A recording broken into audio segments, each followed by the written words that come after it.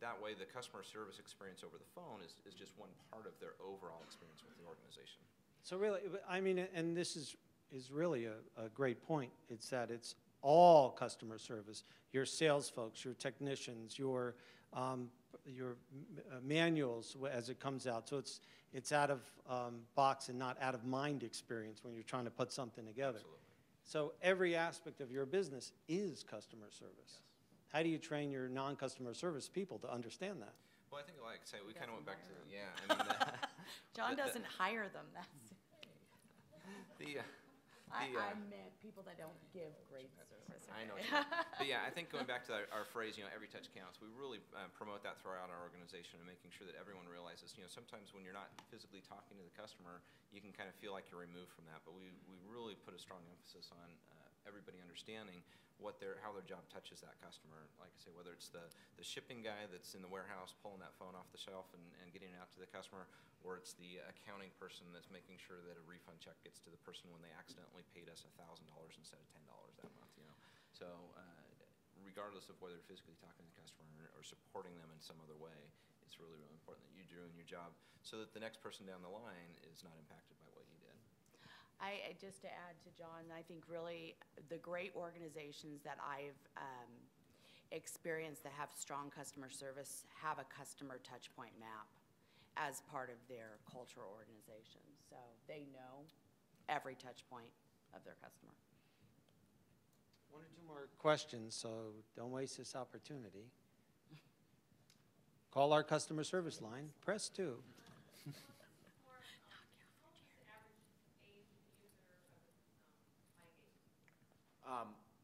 We don't have that specific data point that average age of your user. Was that the question? Yeah. Okay. Yeah. I mean, we're not collecting birthdays. So. Anyone else? How important is the demographics that you do get through the customer service contacts, or even reaching out to them in times where there is no service issue? And the birthday is interesting because, sometimes you get birthday messages from organizations, and I'm not sure how I feel about that, unless they're sending presents along too.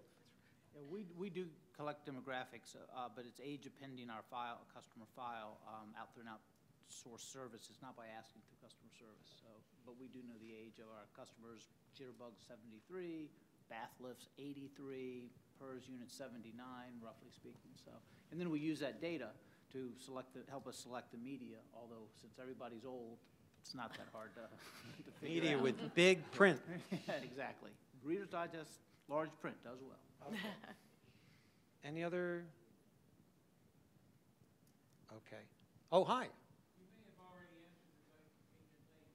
How much do you use voice menuing trees on the telephone? How much do you use voice menuing trees on the telephone? As little as heavenly possible, but the truth of it is that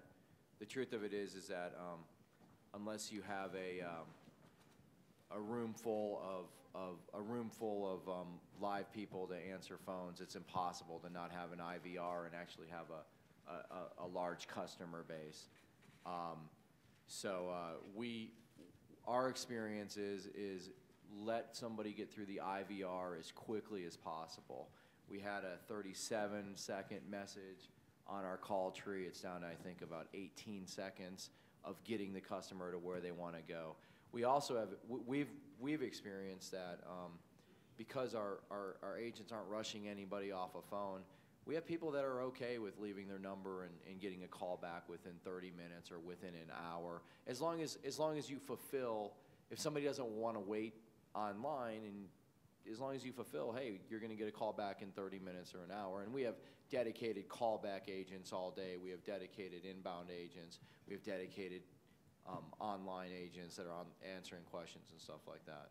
So IVR doesn't have to be a 3-letter word, but make sure your mom's bridge club calls it before and then complains directly to you. Exactly. Okay. I was just saying, same philosophy, because all our ads are unique 800 numbers. They come in, a lot of them go directly to the sales rep floor for those products, and they're answered with no IVR. But those are generic numbers where it could be customer service or sales. It's press 1 for customer service, or sales 2 for customer service, but that's the end of it. You'll want to keep it at the minimum. Okay. I need to close out shortly, and I'm going to actually throw another ringer at this panel because you can see they think on their feet, even though they're sitting down. Let's start with Shana for the heck of it, and go to Mark and Jeff. No. Mark, let me ask you a question. I know, he was like, oh. What I'd like to do is get a 1 minute, because you honestly only have 1 minute apiece. So if you go over, you're stealing from the next guy. 1 minute, elevator speech takeaway on customer service. The one thing, if anybody gets nothing, everybody gets nothing else out of this session, they get that. Can I give 2 things? Absolutely not. No, go ahead. You're 10 seconds in. Okay, I'm already over. Okay. First is there is no replacement for listening to customer service calls personally. I mean, I do it, and I'm the head of the company. You have to do it to get an understanding of what your customers are really saying. There are no reports you can read, no numbers you can look at that are like listening to it. And the second reason you do it, which is kind of related to the first, is that attitude is critical. And attitude doesn't show up in any reports or any type of numbers you look at. But you can listen to a customer service rep for maybe 15 seconds and know if they're doing their job or not, just from the attitude that they have in the tonality of their voice. So that would be my recommendation, to listen. Oh, thank you. Very worthy, too. Go ahead. He stole 10 seconds from you. I'll go ahead and add to that, and it's just that customer service is really not, like I said, a department. It's a culture within a company. And I think, and I hope you've learned from everybody that's been on this panel that that's really what matters. Your CEO of your company should not be afraid to take a customer service call, and they should actually be able to do so. All right, and I think, you know, where I would say or start with is really kind of the foundation in terms of the organization, the policies and procedures. You know, your good people can't compensate for bad practices, and you really need to look. I've said pain points a few times, but you really need to find things that are causing people to have to call and address those, because that's going to create a culture and a organization that allows your people to be successful and really provide exceptional customer service. And I would say, since they've basically taken everything going right to left here, but I would say we're sitting at the Consumer Electronics Show.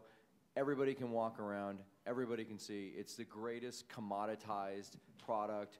Who knows what TV to buy? Who knows what? I mean, every product out there is commoditized. That's what the internet has done for us. So the only way to differentiate yourself going forward in the future, not just to the senior generation, but to the boomer generation, to the younger generation, is going to be to ingrain customer service into your product. Lexus does it, and we all know it's just a really expensive Toyota. So it's the same theory going forward. So that's it. Thank you, panel. Thank you, audience. Appreciate it.